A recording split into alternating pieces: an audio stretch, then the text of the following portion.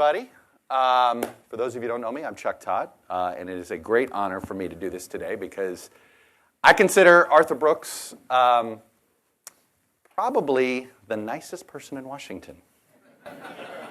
And I know the bar's pretty low, but if the bar were high, I would still say that. I think Arthur's the type of guy, and I know there's many of his friends in here, that if your toilet backed up, Arthur would say, "Great, free fertilizer." And I say this with love.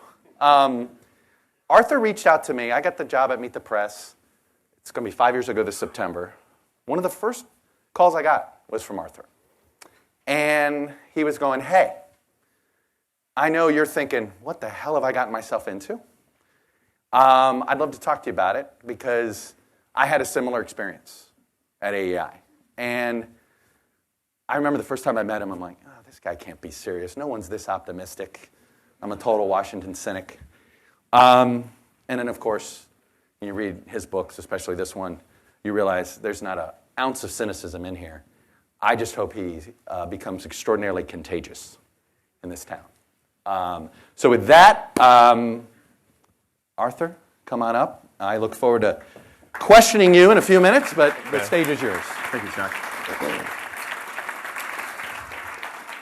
Thank you, Chuck. I really appreciate that so much, and I value the friendship that we've had over these years. And congratulations on having the #1 Sunday show week after week after week. I'm proud to know you. And everybody here watches the show. I'm going to be on this Sunday, as a matter of fact. Yeah, we have AEI people, Danny Pletka, and a bunch of our other scholars as well. Thank you, all of you, for coming to talk about this book that I just had that came out 2 days ago.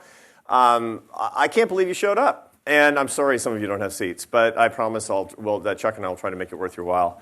I want to talk to you today about this new book that I've written called Love Your Enemies, Ancient Subversive Concept.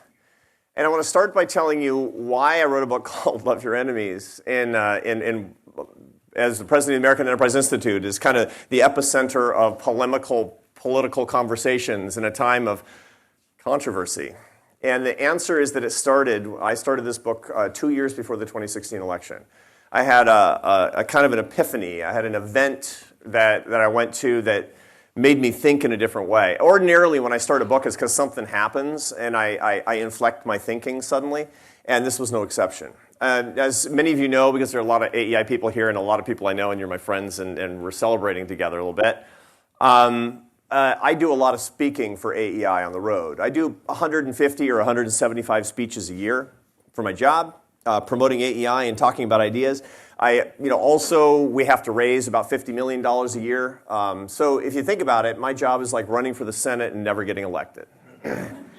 And I was doing what I do. I talk to all different audiences. I go to universities that are pretty progressive and even some that are really radical. And I talk to groups that are not political, chambers of commerce and business groups, and I talk to groups that are extremely conservative. I'll talk to anybody because I love talking to everybody. I like talking about ideas, and I don't mind being challenged, and it's just mixing it up. Competition of ideas.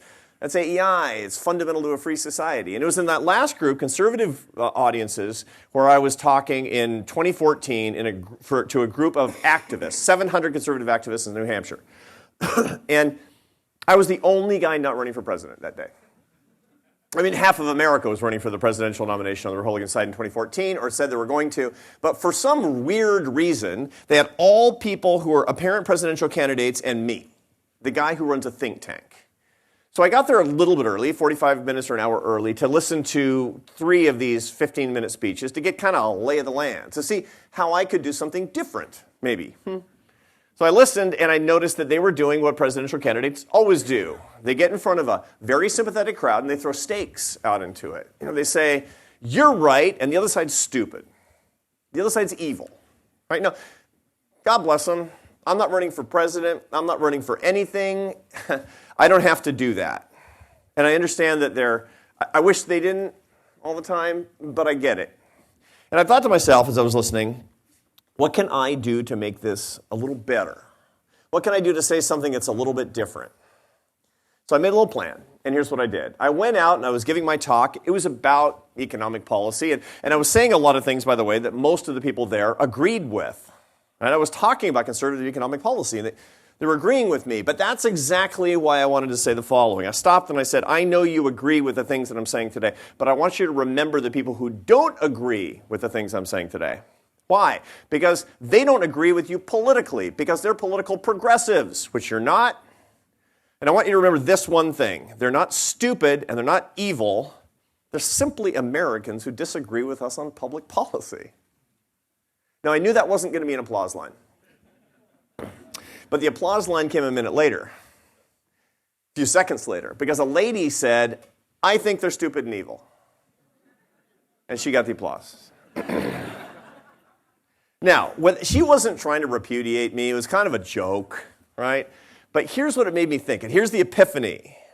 At that moment, my mind went to Seattle. Why? Because that's my hometown. Seattle's the most progressive city in America.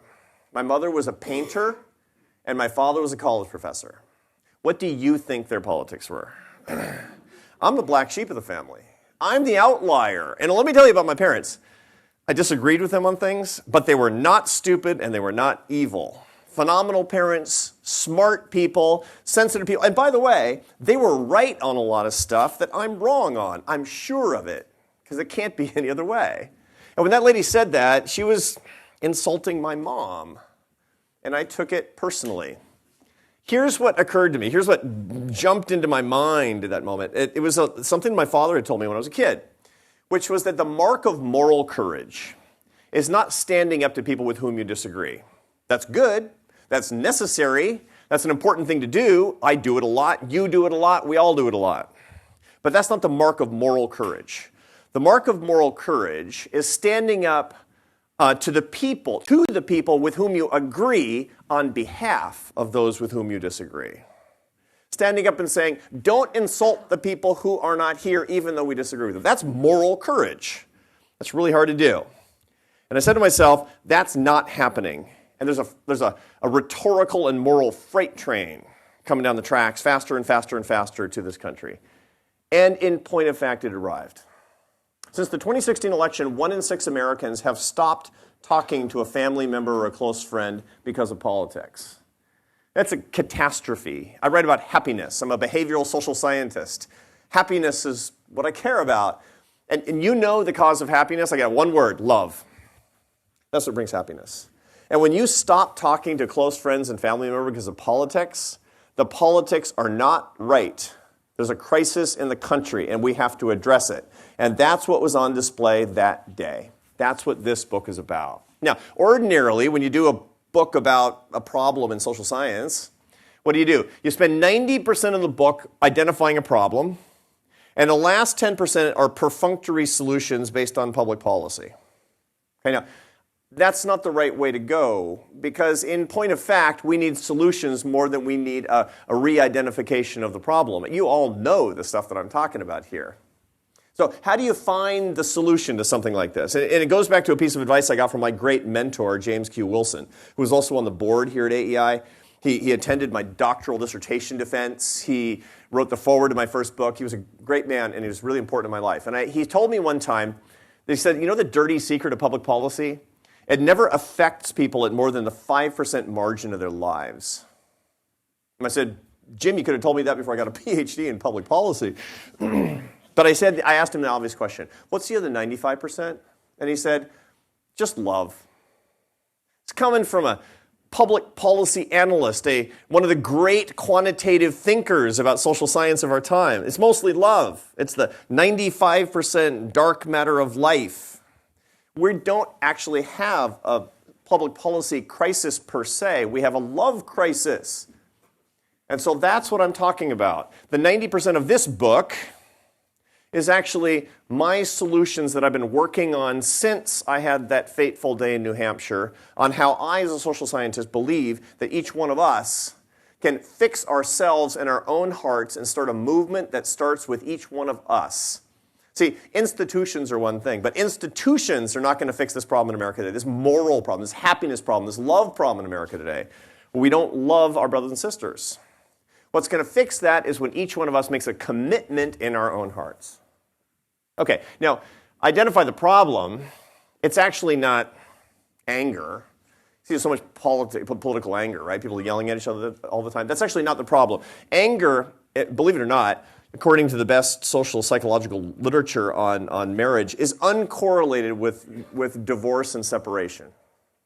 Why? Because anger is a hot emotion that says, I care. It might not be pleasant, but it doesn't lead to divorce, which is good because many of you know that I'm married to a Spaniard. What's correlated with divorce? I asked that to a friend of mine, the world's leading expert in marital reconciliation, Dr. John Gottman, teaches at the University of Washington in Seattle. He runs the Gottman Marriage Laboratory with his wife, Julie. They have a book coming out this week, too, about how to have happier marriages as it would happen. It makes perfect sense. He has brought thousands of couples together that were on their way to divorce court. Thousands. How? He knows exactly what the problem is and how to fix it.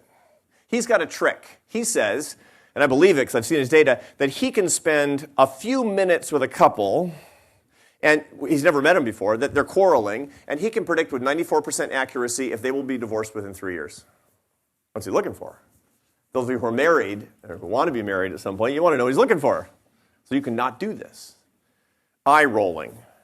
Dismissive humor, sarcasm, derision. In other words, contempt. You take anger and you mix in another cognition called disgust. You put them together, it becomes a toxic compound. Schopenhauer, the great philosopher of the 19th century, defined contempt as the conviction of the utter worthlessness of another person. That's a cold emotion. It says, you're not worth caring about. And that's how people treat each other in marriages that are about to break up. And that's how we treat each other in America today. We have a contempt crisis, hence the subtitle of my book. If you want to love your enemies, you have to declare war on contempt, not on somebody else's contempt, on your own contempt. You need to break the habit of contempt. Now, when I say habit, I mean we all have it. I have these data from this great nonprofit group called More in Common that shows that 93% of Americans hate how divided we become as a country. Now, what does that mean? That also means that 7% don't hate it. Why? Because it's not a habit, it's a profession. There are a lot of people who are getting people fired up, getting people to fight, getting people to hate each other. Why? Because it's really profitable, not necessarily in money, but on clicks, on popularity, on prestige, whatever it happens to be. But 93% of us, and I'm going to count all of you, because we're AEI, at least we're AEI fellow travelers, to use the old communist phrase, ironically. We want the country to come back together, but we're participating in the economy of contempt. I'm guilty. I saw a clip of myself on TV rolling my eyes when somebody said something that I thought was particularly wrong-headed. What does that do? John Gottman says that makes you a permanent enemy because the people never forget it. If you say, no, you're wrong, and you're passionate about it, no problem. If you say, that's the stupidest thing I've ever heard, that person will have been dismissed, and it's an immediate signal to that person that you are an enemy. That's what the data say, and that's what we're doing. So you want to solve the problem in America today? Start with the contempt that's in your heart. And that starts especially with us in this room because we're really interested in policy and politics. And that's where the problem primarily resides. How do we get rid of that contempt? How do we break the habit? One of the things I talk about a lot, and to cut to the chase, we basically have to work on an ancient part of our brains called the nucleus accumbens. It's a part of the brain that was evolved more than 1 million years ago. It's like a little hazelnut deeply embedded inside your brain. It was developed before the prefrontal cortex, where your conscious cognitions are formed. It was before people actually were modern humans. Why? It processes rewards without conscious thought. When you do something that gives you a little dopamine shot, gives you a little tiny reward, you'll program your brain to do it again without any conscious ideas. That's what the nucleus accumbens does. It's onboard equipment to give you a reward without wasting your time. That's what you do if you're a smoker and you wake up in the morning, you want a cigarette, you reach for the cigarette without thinking, that's the nucleus accumbens. And if you have a communications habit that's suboptimal, either speaking to your spouse in a contemptuous way or rolling your eyes at somebody that you're talking to politically or having a big argument where you dismiss somebody at the Thanksgiving table, that's your nucleus accumbens too. So how do you fix it? The answer is you reprogram the nucleus accumbens. And you have to do two things. Number one, You have to expand the space between stimulus and response. If you do anything on social media or talk to anybody about politics in Washington, D.C., you will be treated with contempt. You will be. 24 seconds on Twitter. It's a contempt machine. Right? Me too. Now, that's a stimulus, and you're going to want to react with contempt. Contempt breeds contempt. You want to first choose your reaction by expanding the time between stimulus and your chosen response. That's what Buddhist masters always talk about. Buddhist masters, lots of time between stimulus and response to be the master of yourself, right? By the way, your mother was a Buddhist master because she told you to count to 10 when somebody says something that makes you angry. Lots of time. Then part two of reprogramming your nucleus accumbens is putting the response that you want into that slot. What is that response that you really want? I asked the wisest person I know, my co-author yesterday of weird coincidences in the Washington Post, His Holiness the Dalai Lama.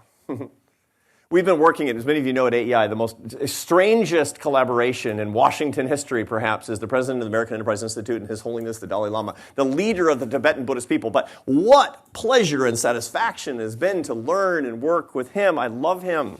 I see him a couple of times a year at his home in Dharamsala in the Himalayan foothills. I was thinking about this problem. I was writing this book. And I was making a documentary film. Some of you will see later this spring. It's called The Pursuit. And I asked him, Your Holiness, what should I do when I feel contempt? What should I choose when I feel contempt?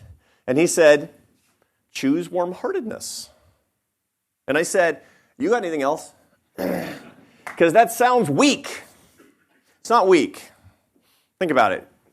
His Holiness the Dalai Lama was kicked out at age 24 of Tibet. He was the leader of the Tibetan people. He led his people into exile to be disappeared and forgotten in poverty, rolled over by the dictatorial, militaristic communist Chinese for nothing more than pure resources. Why? Why? Because, that's what tyrants do. He led his people into exile to Dharamsala, a little town in the Himalayan foothills in India. And from there, he prayed every day for the Chinese leaders and blessed the rest of the world with warm-heartedness. That is pure strength. Contempt, answered with contempt, is for weak people. Choosing warm-heartedness in the face of contempt is for strong people. Dalai Lama taught me that. And the first thing I asked is, so what if I don't feel it? He says, doesn't matter. You choose it if you're the master of yourself. And there's a ton of social psychological literature and brain science that shows exactly that. Choose how you want to feel, and you will feel that way. You want the proof? It's in the book. Second question, how do I do it? How do I do it? How do I choose that? How do I remember to choose that? And he said, remember a time when you felt that because you accidentally were treated with contempt and you answered with warm-heartedness by accident. And remember the feeling and bring the feeling back and the action will follow. He's a good psychologist. And so I remembered a time, and I want to share it with you before I stop my initial remarks. Many years ago, 2006, 13 years ago, before I came to AEI, before I came to this beautiful place that's changed my life, I was still a professor at Syracuse University. I was happy because being a college professor is the best life in the world. I was beavering away in relative professorial obscurity. I was writing my books, and I was teaching my graduate students. I wrote lots of books that nobody ever read because they were hopeless and boring. But something weird happened to me where I wrote this book that was equally boring to all my previous books. Had a lot of tables and graphs and charts, math in it. But it hit the news cycle in just the right way because the subject was something that was kind of in the news. I was writing about charitable giving and who gives more, conservatives or liberals, religious or secular people, poor people or rich people. And all the answers were different than what people thought. Those answers are not important here. It was just surprising. President Bush said something about it. And I wound up on TV suddenly, doing a bunch of shows. I'd never been on TV before in my life. I had to get a suit. I was on radio. I was on like conservative talk radio and news radio, and it was really weird because, and here's the disconcerting part, I started to get email from people I'd never met in my life. Just by the hundreds, because it was very easy to get my email over the university website. So, people read your book, and it turns out when you have a book that's selling hundreds of copies a day, people read it and they feel like they know you. And they talk to you like they know you, even though they've never met you. And if they don't like the book, they don't like you. And they let you know that. So 3 weeks after the book comes out, I get an email middle of the day, Wednesday or something, and it's from a guy in Texas. Dear Professor Brooks, you are a right-wing fraud. Bad way to start email. But I keep reading because I'm a good sport. And I notice this email is 5,000 words long. It's going to take me 20 minutes to read it. But I'm reading. And I notice that this guy is answering every fact with his own data in my whole book. And pointing out every single flaw in detail. It's amazing. You know, the columns in table 3.1 are reversed, you moron. Stuff like that. You know. And I was conscious, for some weird reason, of my own emotions as I was reading it. You know what I was thinking 15 minutes of the way through? He read my book. I couldn't believe it. And so I just said, you know what? I got nothing to lose. Never met this guy, never gonna meet this guy. So I wrote back to him and I said, I just decided to tell him what was written on my heart. I said, you know, dear so-and-so, I know you think I'm a total right-wing stooge and terrible and stupid and you hate me. I got it. But you read my whole book, every word. It took me 2 years to write that book. I put my whole heart into it. You read it. I am deeply grateful to you at this moment. Thank you. Send. So, and then I go back to work. Yeah, I'm not going to hear from this guy, right? 15 minutes later, his response pops back up. Ding. I'm like, oh boy. And I'm very apprehensive at this point because, you know, he's probably mad. Nuh-uh. Open up the email. Dear Professor Brooks, next time you're in Dallas, if you want to get some dinner, give me a call. Power. What happened? I didn't know what happened. And that's the memory that came back to me when His Holiness the Dalai Lama asked me to remember. And that's what I remember every time. See, here's the thing. I inadvertently answered his contempt with warm-heartedness. In this case, gratitude. And it had an anesthetic effect on him. It changed my heart. My heart was on fire. I was super happy. By the way, I never had dinner with him because probably right now I'd be chained to a pipe in his basement in Dallas or something. So that's a little edgy for this crowd. But anyway, you guys, so I'm going to mark that down as a college joke. Anyway, but I changed my heart by doing that. And I accidentally changed his heart a little bit too. And that's actually what we get to do. Now, how do you do it? In what situations? When you're on social media, when you're in person, there's a lot of details there. There's a lot of literature there. There's a lot of thinking there. That's why I wrote this book, and I wrote it for you. Because if you want to start the movement, if you want to be part of bringing the country back, I'm not going to tell you how to think. I'm not going to tell you how to we should agree, because we shouldn't agree. Competition of ideas, a.k.a. disagreement. It's good. I'm not going to tell you if you should be a conservative or a liberal. I think that you should think through your policy positions and be you. But you should treat other people with what they deserve and what your heart demands. And what I'm dedicating the rest of my life to doing, which is treating people with love. More details on that. I've been looking forward to this all week. I get to discuss this with my friend Chuck Todd. And I am so grateful and so flattered that he's here with us today. Ladies and gentlemen, the great Chuck Todd.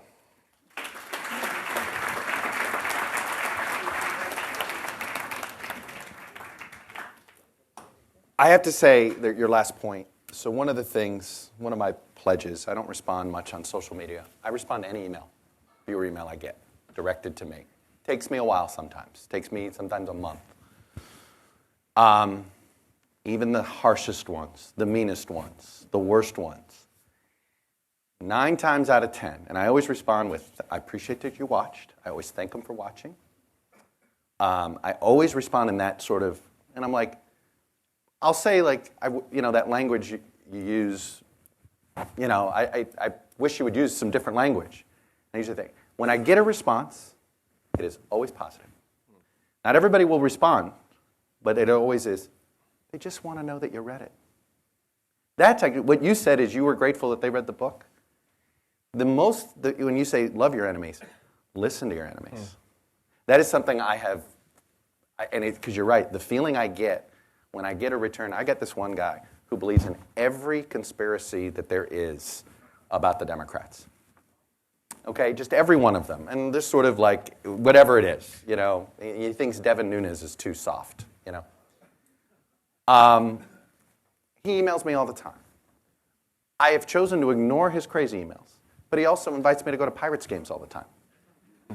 Because the one time that I did respond to him, and I'll occasionally respond to him if it's on Facebook, like what you do is also choose what you, if you want to broaden your, I have an incentive. I want a broad audience.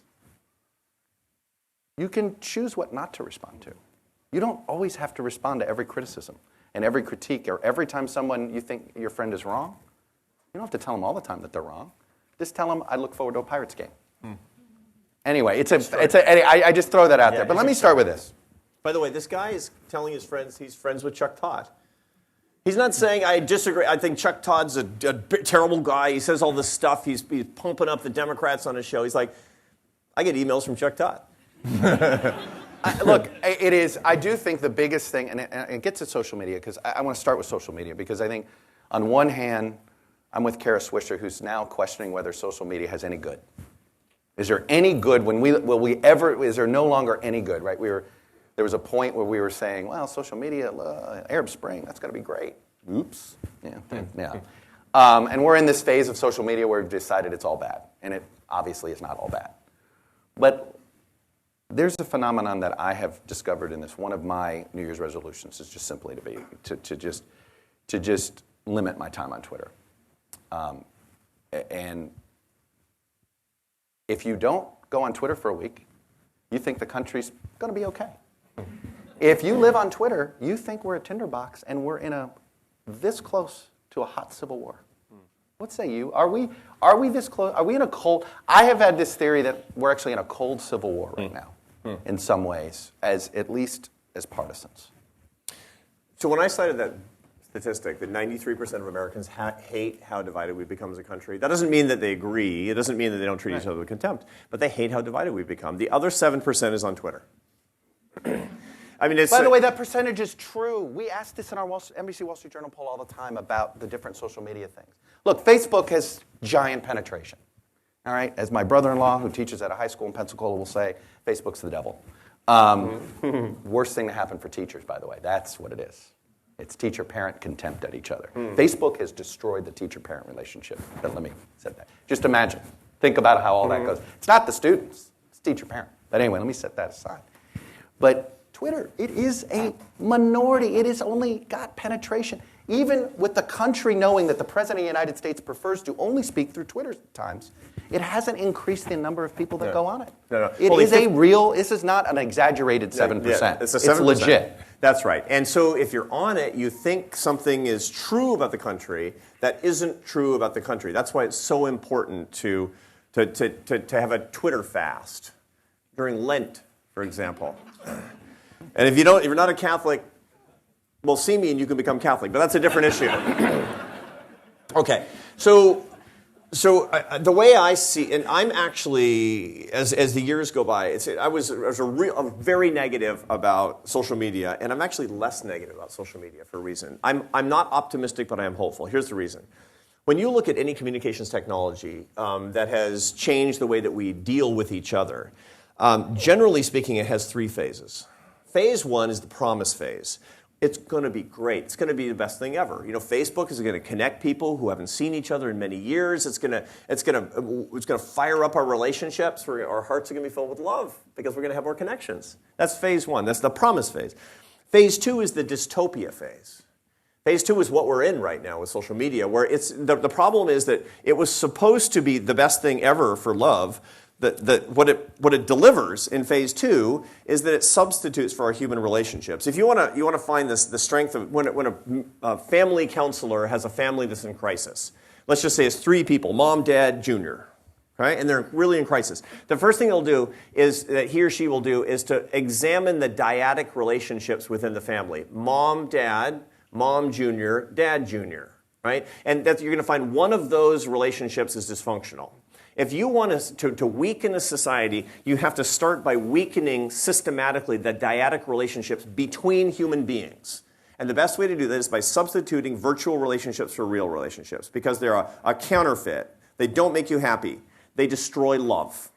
That's the problem that we have. And that's what we're actually finding.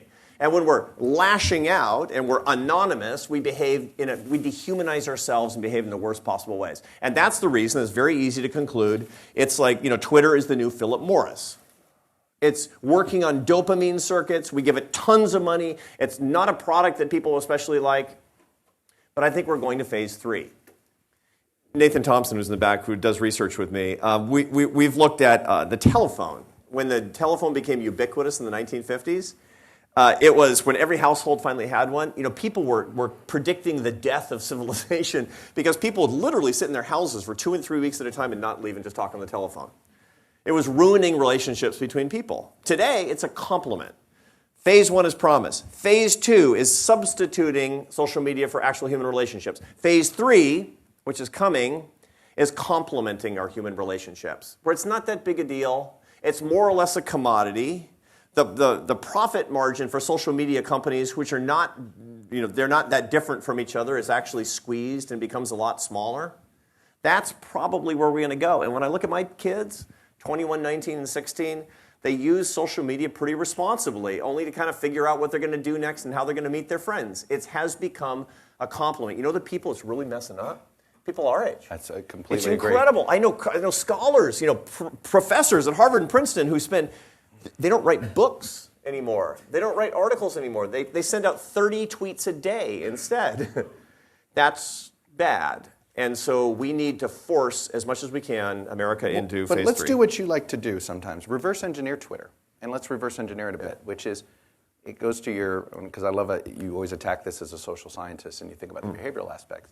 There's this positive force to Twitter that I think that we have to figure out how to use, which is, why do people that are on it first like it, right? Well, it allows an anonymous college professor to get a following. So it was suddenly, you're being listened to. It goes to the same point you just made about you were grateful somebody read your book. I was grateful that somebody watched my show. They're grateful that I actually read their email and responded. Sometimes they'll say, I didn't think, is this really you or is this some intern responding, right, type of thing. The beauty of Twitter at first is that I think people like it is they think, oh, somebody's listening to me. So that's a positive. Mm-hmm. So is there is that gone? Is there a way not to, what did I read today? It's sort of about a little bit of the dopamine is good, but too much of it, screws up the head. Yeah, a little bit of dopamine is necessary, or you go insane. That's the reason that, you'll literally lose your mind without a little bit of dopamine. Too much of it, and you'll lose your mind. It's a parabola. That's the problem with the dopamine circuits. As you get too little, life is misery and not worth living, and too much, and you lose your marbles. And what's happening is that we're not able to maintain our equilibrium. We're not evolved to the point where we can use these technologies and these communication tools productively within the context of what we understand to be normal human relationships. So yeah, we just haven't figured out how to calibrate this yet. Now, one of the key things that we need to do, and one of the key things that the social media companies need to do, if they want to fight against the culture of contempt that we're talking about here, is they need to prohibit as practically as they can, which is porously and imperfectly, anonymity. So when we talk about an anonymous college professor, that basically is an unknown college professor. He wants everybody, or she wants that to be known, actually. The problem is people who communicate with each other, people who reach out to Chuck Todd, and it's Bernie Bro 2020, right. Trump lover 2020.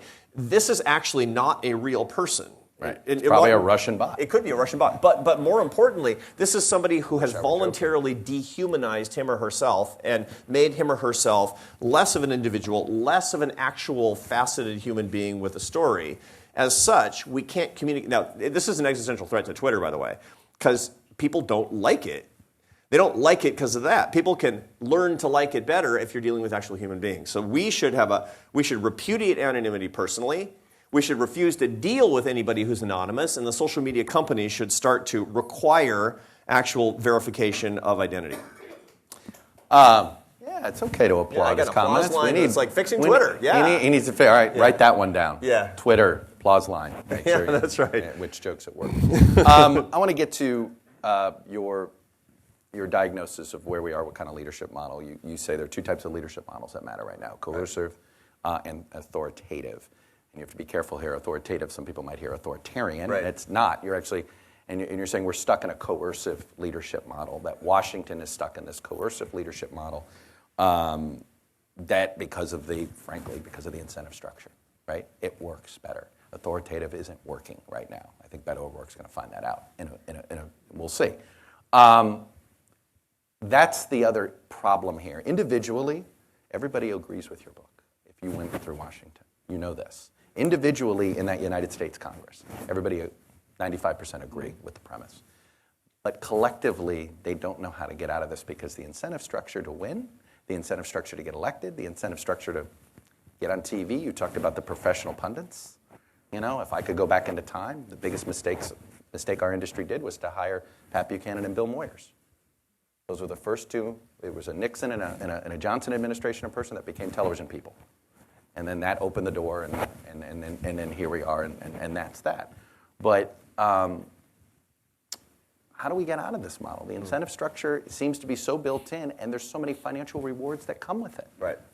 So Ann Coulter's example A. Her entire existence is a creation of this culture. And she's wealthy and successful. And that's an incentive for and other people people will aspire to that. And successful. Yes. Absolutely.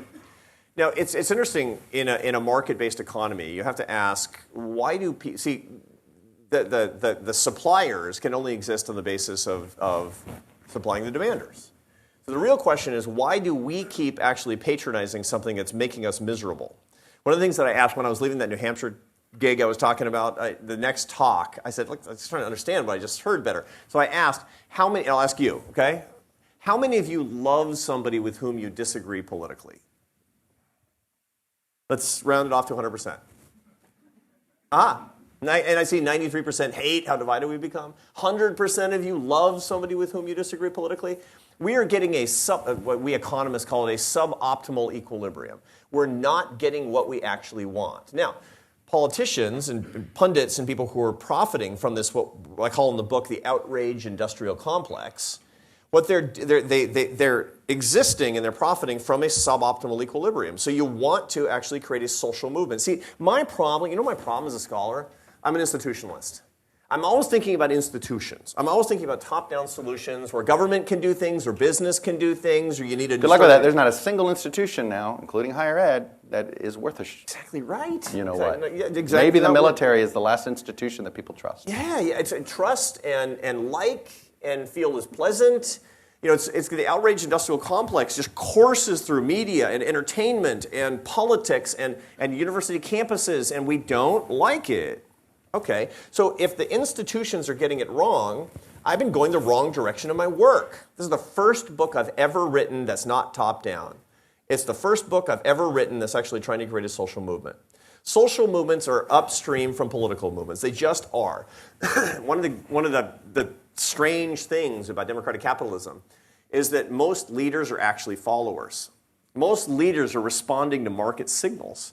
So you got to change the market signals, and you actually have to create an upswell in people demanding something that's better for their lives, and you can do it. It's interesting, we talk about the civil rights movement, and it was highly institutional insofar as the Department of Justice was breaking down suboptimal social capital across the American South, which was racked with racism. I got it. But the civil rights movement fundamentally was a bottom-up grassroots deal. Martin Luther King was saying, look inside your heart and refuse to hate. Martin Luther King has a beautiful sermon that he gave about Matthew 5:44, which is what some of you know if you know the New Testament at all. That's love your enemies. That's what the scripture from which the title of my book is taken. He gave a sermon on this. It's very moving, where he says, "Love your enemies is the ultimate subversive act." Do you want to fight back against the things that are holding you down? Don't like your enemies. That's a sentimental thing. Love your enemies. Choose to do that. And in so doing, it's amazing. You know, by the time he died, when he was assassinated, only 33% of Americans supported his message. Today, 95% of Americans support his message. My point is, am I going to succeed? Are Chuck and I going to succeed? Are all of us in this room going to succeed this year? Probably not. But we better get started, because we actually want a better country 10 years from now and 20 years from now. And it's only going to come because we change taste. You talk about your Catholicism very comfortably. I'm curious, because one of the one of the things that I think we're headed to, and I don't know the unintended consequence of this. I mean, I think we are headed to more questioning of religion. First, it's the institutional issues with the Catholic Church in general. But I think in general you see this sort of almost rise of atheism. It's in the double digits now. And there has been this theory that if you lose faith, and a lot of people disappointed in the evangelical movement because it looks like it's been politically co-opted to the point of what is the line between politics and God anymore on that end of the spectrum. So as that happens, the religion teaches you to have faith, not just faith in a God or your wherever you believe, but also then faith in an institution. When you don't get raised with faith, you have to. That's going to be problematic, and I don't know what the unintended consequences is. I understand why people are having different relationships with God and with different religions, but we are on this road. As we lose more faith, how do you teach people to have faith? Yeah, it's a wonderful question. It's a beautiful question, actually, and it's one that people were asking during the American Civil War, which has a non-trivial resemblance to the kind that we don't have a hot shooting war right now, notwithstanding what we see on Twitter, but that's because we have strong institutions and less of an incentive. Do you think it's 1850? I think that we are, as I know because I think it's 1850. We are more polarized than we've been at any time since the 1850s. Yeah. More polarized as a nation since we've been since the 1850s. Coming out of the Civil War, people were asking the same questions that we're asking here today. And the answer actually came from a grassroots civic religion. There was a lot of real religion, too, actual religion, too. But what happened was, and by the way, not just Christianity. There weren't just tent revivals and Catholic churches. There were also Reformed synagogues going up all over the country in the wake of the Civil War. But it was part of a civic religion, which we know is self-improvement. You know, I used to mock this. I used to mock the self-improvement stuff. Tony Robbins' world? Yeah, the early version. It was the Dale Carnegie world. This was the Napoleon Hill world. What were By the way, Trump is a huge fan of Dale Carnegie in some ways. He needs to read it again. Yes, I know. Because Dale Carnegie was talking bigger fan of the other guy about respect for individuals. Right. You know, how to win friends and influence people was not how to bend people to your will. That's one of the greatest books I've ever read. It was about how to treat people ethically and with brotherly love, and in so doing, binding your heart to theirs. But that movement that really got started between the Civil War and World War I, what was it all about? That civic religion that made America what it is. It basically said we had more religious growth. That's when the Mormon faith blew. I mean, it was there was a lot of religion, right? Yeah, but it was a secular religion too, because it was a way of thinking. That's when the self-improvement gurus were traveling around. You know what their central message was? You are your own CEO. You are the master of your life. You know what you are? You know, you're ambitious riffraff. And that's what made America great, and that's what's going to make you great, because you can actually lift yourself up. I mean, the most popular literature that was established during that time was the Horatio Alger stuff. Why? Because it was these inspirational tales of, you know, the shoeshine boy who became fabulously wealthy. But that actually wasn't the goal that most people had. They didn't want to go from the bottom to the top. They wanted to go from the bottom to the middle. And each person had a startup life, according to that civic religion. And that's what I'm talking about here. Each one of us needs to set our heart on fire, that our life is an enterprise and must be managed as such. And that's the reason that I think that we have finally the ecosystem, like we had during that period. In every threat, there is an opportunity. That's the fundamental truth of American entrepreneurship. In every threat, there is an opportunity. And in every social threat, and every crisis in our society, therein lies the opportunity, the seeds for our own renewal if we choose to take it. But that same concept, it's interesting. Both Bernie Sanders and Donald Trump have people that support them, that look at them as Messiah-like. Mm. It's unique that we've had, you could argue maybe William Jennings Bryan, and I've thought there's a ton of similarities in some ways between Trump and Bryan, sort of Trump, Sanders, and Bryan in some ways and all that stuff. But that is another thing. Instead of, do you know that the single easiest way to identify a Trump supporter, not a Republican, a Trump supporter, is if they're Christian and do not attend church. Yes. They identify as Christian. It's an important identifier, but they do not attend church. Correct. They are the most devoted Trump.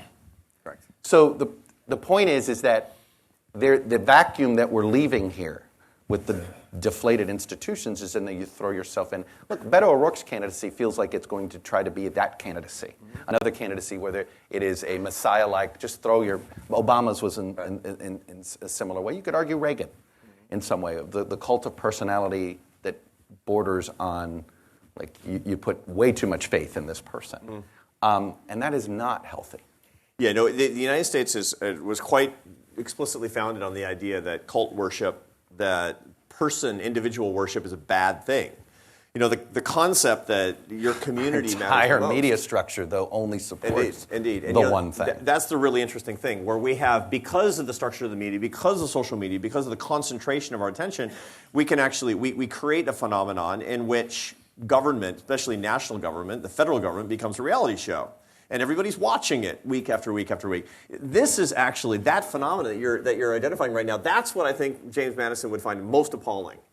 Is that it's not the monopoly of power in Washington, D.C., but the monopoly of attention on Washington, D.C., because it distracts us. You know, after the 2016 election, I was in my hometown. I was talking to somebody I love who's, you know, really, really progressive, and it was just super wound around the axle about the election of Donald Trump. And I said, who won the election the same day for superintendent of public schools? I don't know. Well, that matters. I mean, Seattle is as far away from here as the surface of planet Neptune, practically. I mean, you know, what's going on in Washington, D.C. does not affect people's lives very much, except to the extent that people are looking at it and are offended by it philosophically, which is important. But the actual policies matter a lot less than the superintendent of public schools and the city government and the state government. And if you don't know what's going on because of the monopoly on your attention, that's an existential threat to how we govern ourselves. And that's something we need to be paying attention to, and that state and local leaders should be actually trying to pay attention to as well. I would remind this room of free market enterprise thinkers that at the end of the day, I unfortunately work for a for-profit company. And I would love to change some of the media incentive structures. Right. And I would be out of business in a hurry. I would be a sacrificial lamb for the next person that would replace me that would follow the free market enterprise incentive structures, by the way. Well, I mean, it's true for you to stimulate demand for something else, however, these are not mutually exclusive ideas. I agree. I think you have to plant. I think our job is to try to water the seeds when you plant them. Oh, there's a seed. All right. Yeah. Let's see if that gets grown into a movement. Before we go open up to questions, the issue of morality versus immorality, and I find you tackle this that the minute morality gets used, then all of a sudden it shuts off conversation. And how do you solve the abortion issue? Right? I say this because that is grounded for many people in morality, and once you ground yourself in morality, then there is no compromise. And I understand that on the abortion issue. The problem is when you use morality as your standard on any other issue. Again, if it's immoral to build a wall, then you're never going to compromise on handing $2 billion for the wall instead of $1 billion for the wall, right? How do you compromise morality? This to me seems to be, and I think the abortion issue is the trickiest. Now the question is, what's the goal? If the goal is no abortions, can you get everybody to agree? If the goal isn't to get to zero abortions, will you agree that means super birth control, this, that, that? I mean, how do you have that conversation? To begin with, one of the problems that we have is looking at a particular policy discrepancy, and to use that as an avatar for differences in morality. And it's usually mistaken. The idea that if you believe one thing about the border, if you believe one thing about trade, if you believe one thing about immigration, if you believe one thing about guns, abortion, and I believe something else, that means axiomatically that we have fundamentally different sets of moral propositions. That's wrong. That's actually incorrect. That means we believe that we're trying to get at very common moral propositions by different means. That's important because we have a lot more in common than we actually think. I have strong views on all those issues I just raised, all of them. And by the way, some of them are on the left and some are on the right, traditionally, on the right and the left. It depends on a lot of things in my mind.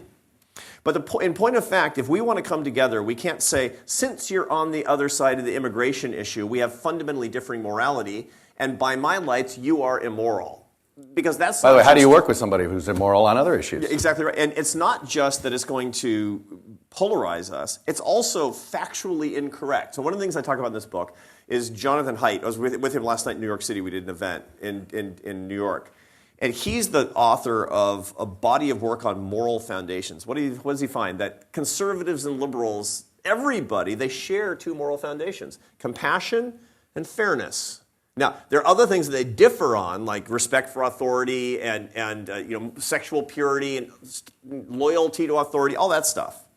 But the two things we really agree on are compassion and fairness. And all those issues that I just raised come down on right and left to different ways that we try to adhere to compassion and fairness. When I'm talking to somebody who disagrees with me, somebody who's really, really super politically progressive, which I'm not, one of the things that I try to do is state that person's underlying moral foundations and say, is this what you're most worried about, X, Y, Z? Is it about the way that we treat the people at the margins of society? Is it the way that we actually try to bring people to equal human dignity?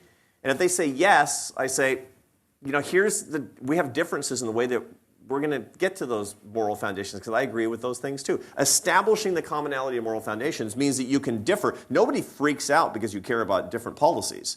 What they care about is they think you're less than human because you're fundamentally immoral. And we've been going about it in a social science inaccurate way.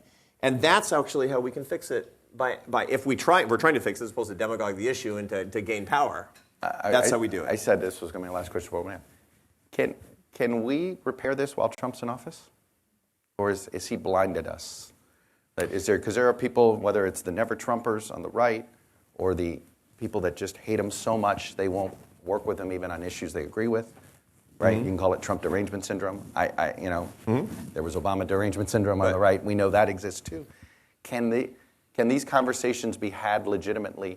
I mean, individually, every Republican senator up there has the same discomfort with what's happening, but they're scared out of their mind. Yeah, and on the left, by the way, they're deeply uncomfortable with the idea that we would get a version of President Donald Trump on the left. Who's next? Who's a populist? I worry we're about to experience what we had between Jackson and Lincoln. Kind of rail to rail. We had 7 presidents in 28 years. Yeah, and it was because then it took a civil war to end that. Yeah, that's right. And I have a feeling we're about to do this. I don't think that we can solve this in the next 2 years, no matter who's president. I don't think we can solve this entirely in the next 6 years. But I do know we got to get started. And the sooner we get started, I mean, here's the great thing about it. Here's the promise, all the stuff that I'm talking about. This is not just kumbaya. This is not just, we're going to make America better together starting today if we all do something that's really not that fun and there's no market incentive to do. That's not my message. I'm saying you have it written on your heart. You're craving something. And if we do this, we're going to, number one, this is a very practical argument. You will be more persuasive. Why? Because nobody in history has ever been insulted into agreement.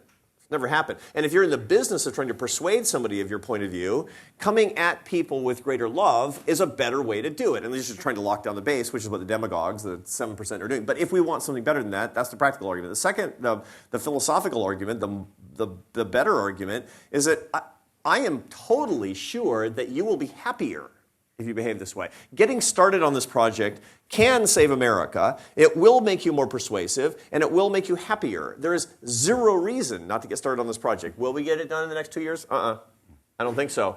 But we can make real progress. Yes, sir. We got a mic coming to you, sir. Oh, yeah. Oh, good.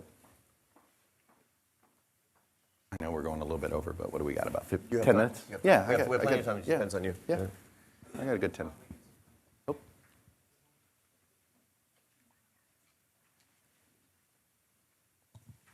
Thank you very much. Good afternoon. I'm Todd Wiggins, obviously a fan of both of you. And so I wanted to ask you about this concept that you've coined, suboptimal equilibrium. I find that interesting. I almost want to look it up and see if I can get the .com. Yeah. It's a great concept. It seems like we thrive on that these days. Yeah. We've become used to that. That's how we live. We love the fact that we're living in the mad era where we can destroy each other by the push of a button. I can't imagine actually living up to this ideal that you're talking about. Should the subtitle be For Your Survival? Yeah.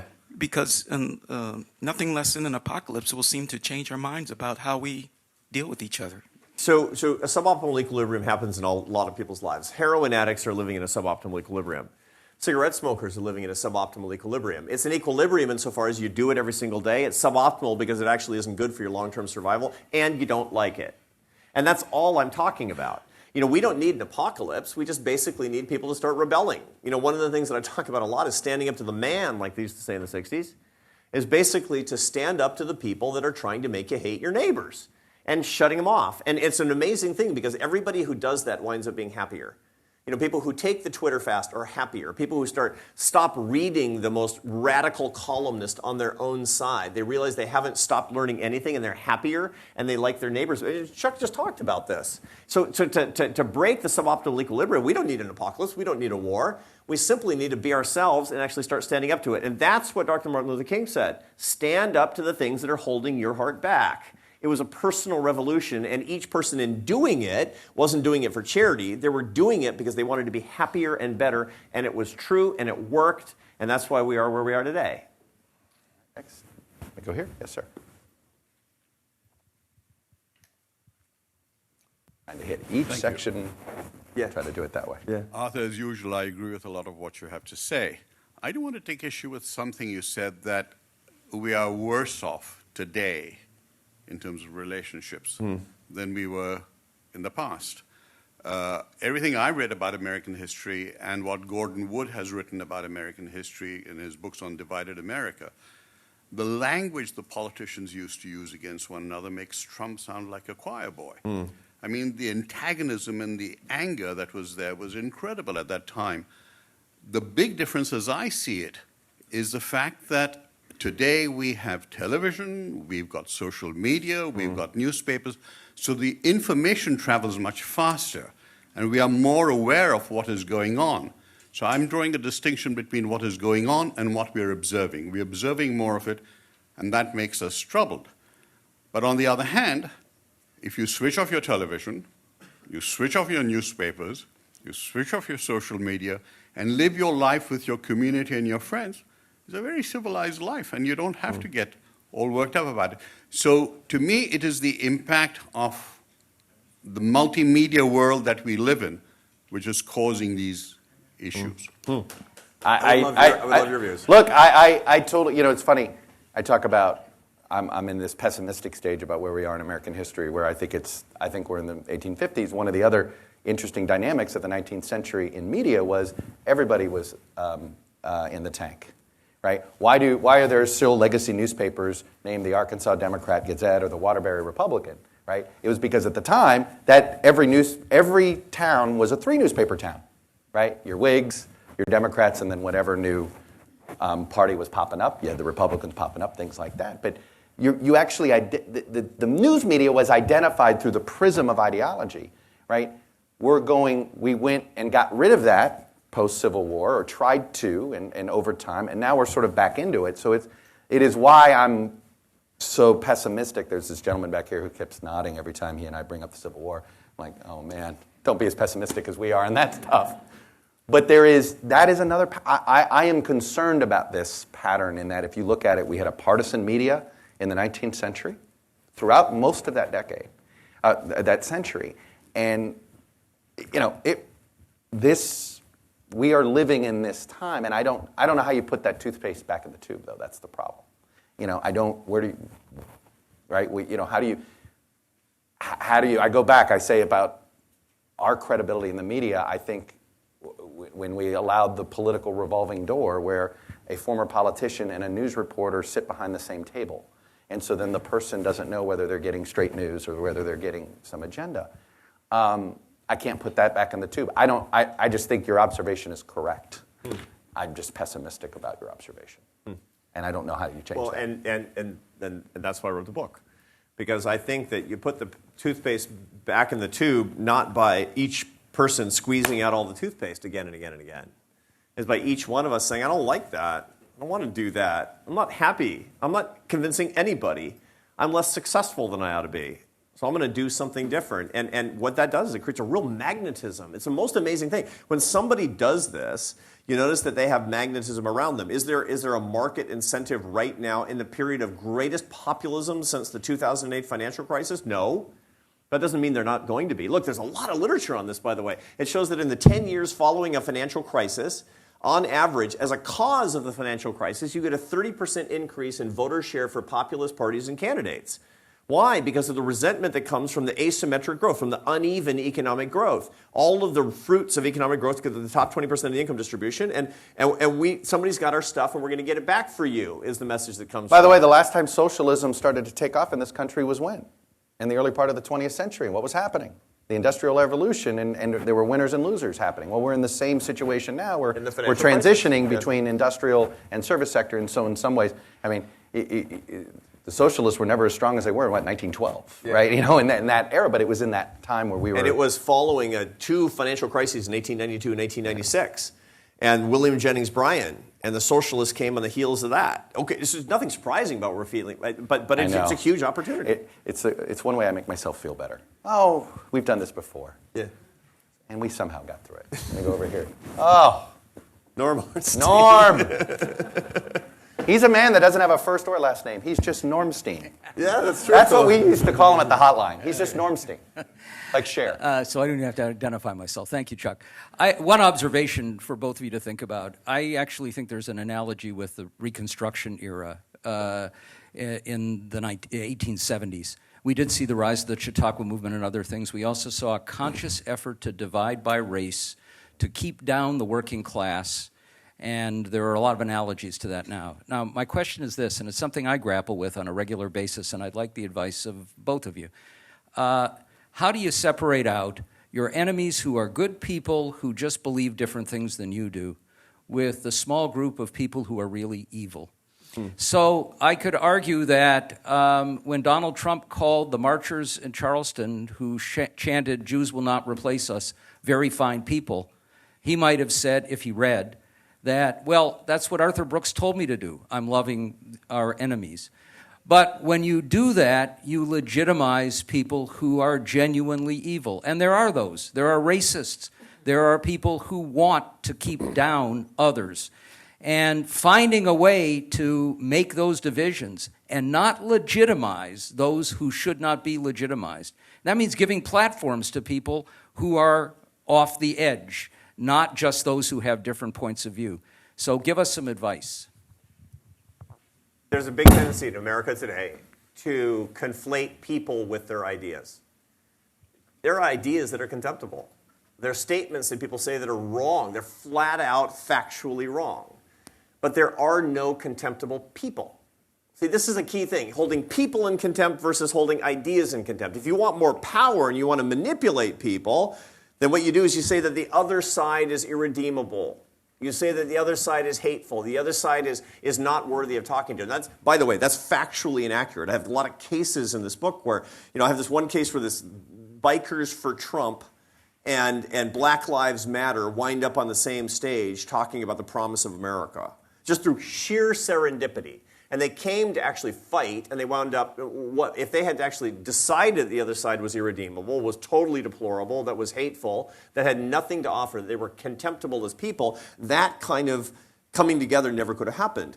In point of fact, they thought each other's arguments, and they still do, are contemptible arguments. Separate people from their ideas, or you will inevitably be manipulated by people who want you to hate for their own power. And never any of us should be the people that are firing other people up to hate other people, because nobody is actually worthy of hate, only their ideas. I would just say, I think this is there's always this back and forth. Do you put somebody, is it better to show sunshine on deplorable ideas, or a deplorable person who has deplorable ideas? Or do you not give them a platform, right? You have this back and forth all the time. And I think at the end of the day, my rule of thumb is, are they competent about their argument? And if they do have, in some ways, you try to, I think I have to be careful who you give a platform to. And I'm very aware of that. But I also think you do have to educate the general public that if these people have become influential, right? So for me, it's that line. But that comes, I'm speaking more as a journalist, not as that. Let me go over the question over here. Yes, ma'am. Thank you. Hi. First, I wanted to say thank you both so much for being here and speaking to us. I've enjoyed the event lots so far. My name is Natalia Ortega, and my question for both of y'all is, you've spoken about this, the problems that we're having right now in society, and we need to fix them, right? Mr. Brooks and a grassroots movement. So how do we sign up? How do we get involved? How do we join your cause doing that? And or another side question, do you see other organizations that are already doing that? So I've been contemplating this a lot, and you need a call to action. So I actually have a bunch of stuff in this book about what to do, about what you actually can tangibly do with your own life. I don't have a toll-free number where you or send your email address because I don't have a political movement because that's downstream from what I'm trying to do. But that's what I'm dedicating my career to doing from here. As many of you know, I'm retiring as president of AEI on June 30th. July 1st, I start as a professor at Harvard University. And what I'm really going to do is I'm going to work on this for the rest of my life. Right? I'm going to work on this movement. And Natalia, I'm going to have an answer for you within 1 year on what you and I can do together. Thank you. I go to the side. Back there. Yes, sir.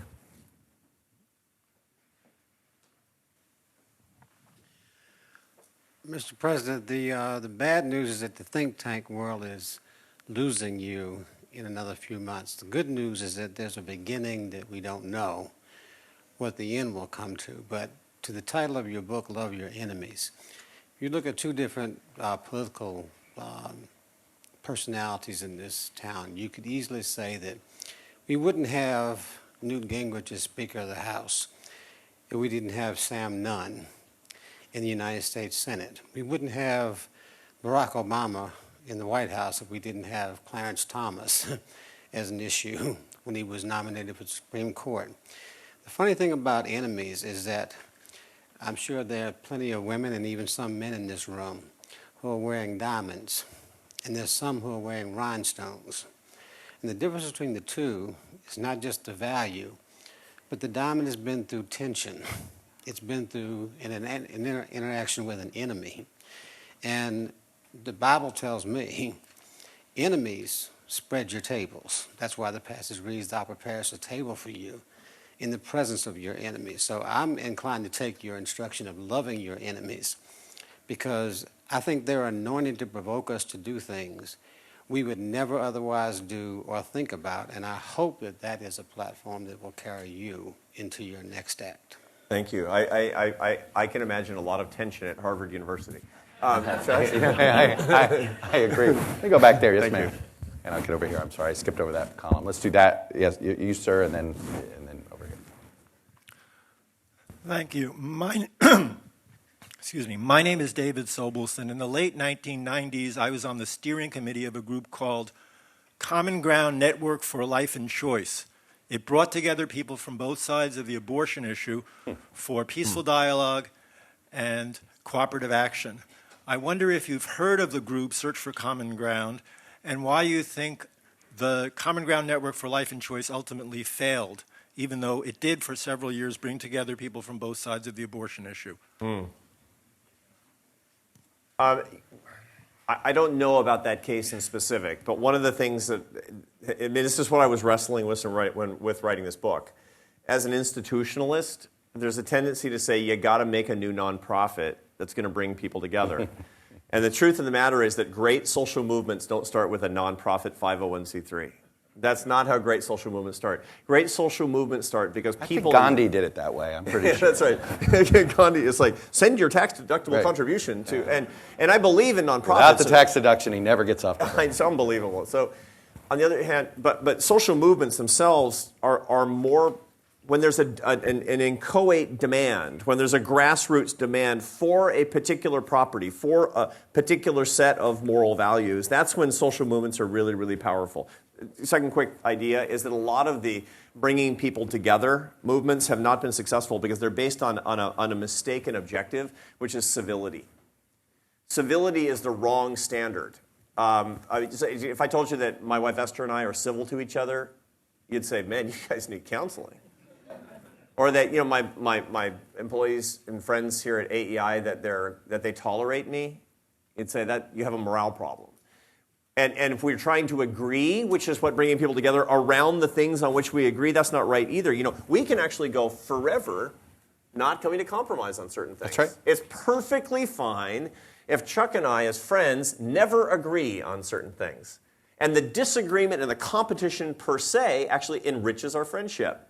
And that should actually be the case too. So based on some mistaken objectives. Do you agree with that? I do. My wife and I live by the credo. Do you remember in the movie with Show Me the Money movie? I'm drawing a blank of the title. Tom Cruise. Tom Yeah, Cruise, yeah, right, but Cuba Gooding Jr. and him, they're yelling at each other. And he goes, "Why are you yelling at me?" He goes, "Yelling? I feel we're finally starting to communicate." Yeah. You know, Yeah, that's right. the credo my wife and I. Yeah, hey, me too. Yes, ma'am. Thank you, Dr. Brooks and Mr. Todd. It was really a pleasure to listen to you discuss this. And thank you for speaking to us at the Leonine Forum last year, Dr. Brooks. Oh, thanks. My name is Allison Miller. And because we need to supplant the bad things we're emulating with the good things, I'm curious, in all your research in the book, are there any communities or areas around the country, you travel so much, where this is happening? I'm from Montana. So I have to believe this is happening somewhere. I know that sounds a little hokey, but small towns, medium-sized towns, where people interact with each other, they disagree with not just civility, but with love, with kindness, with respect. Yeah, no, there are tons of examples of this. And I'll give you 2 books to read. Okay? Number 1 is Tim Carney's Alienated America. It sounds like it's not everything coming apart. He actually gives examples of how we're coming together and how strong communities actually come together. Phenomenal book. It's a Washington Post bestseller right now. I really, really recommend it. The second is David Brooks' new book, which is coming out in April, called The Second Mountain. He's been traveling all over the country looking for the communities that are coming together around strength and happiness, and where they don't agree and it doesn't matter. So those are 2 books where you're going to see that. Let me throw another one. Jim Fallows and his wife did the right. same thing. Yeah, exactly. Literally got in their plane and flew community, and it's such a hopeful book. It's like It's a different country. Yeah. It's Washington is one country, and most people kind of love their neighbors in the rest of the country, and we can't let this be that. Final question I'll do over here. Yes, sir. And then I gotta. You gotta jump. You gotta work. I gotta go. I gotta put more toxic stuff on the air. Hi. So you have more enemies to love. My name is Brecken Dendler, and I just have a question, possibly to feed into your institutionalist ego. But with the party and the primary structure in the country, how do we create institutions that allow us to get together and talk? The institutions of the United States are largely a demand-driven phenomenon. So again, this is the mistake we make about leadership in a democratic capitalist system. It's as if leaders are immaculately conceived.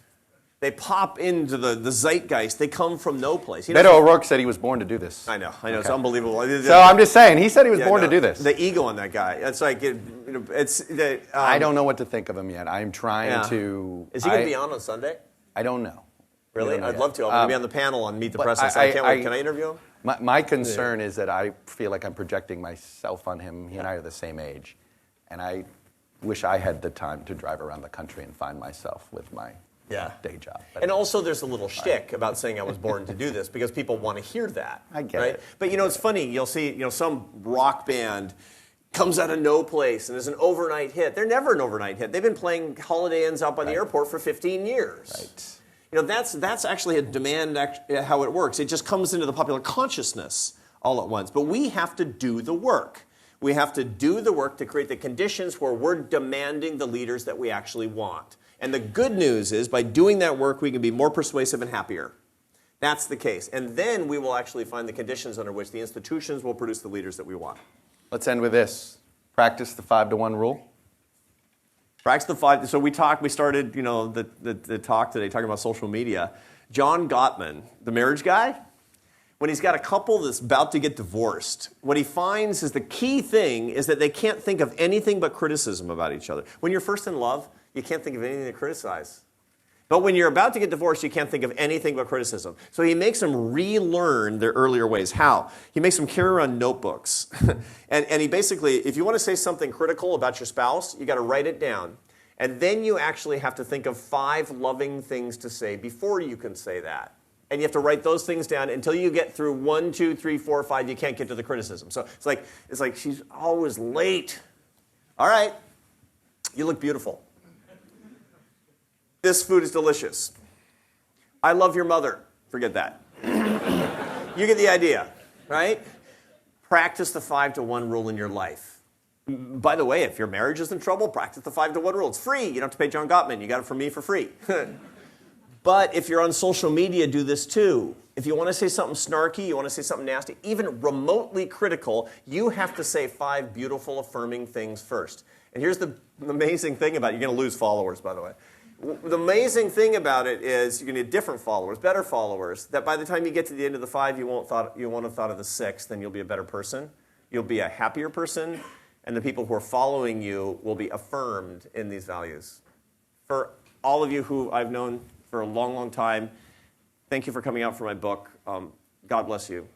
Thank you, Chuck Todd. Thank you, Arthur.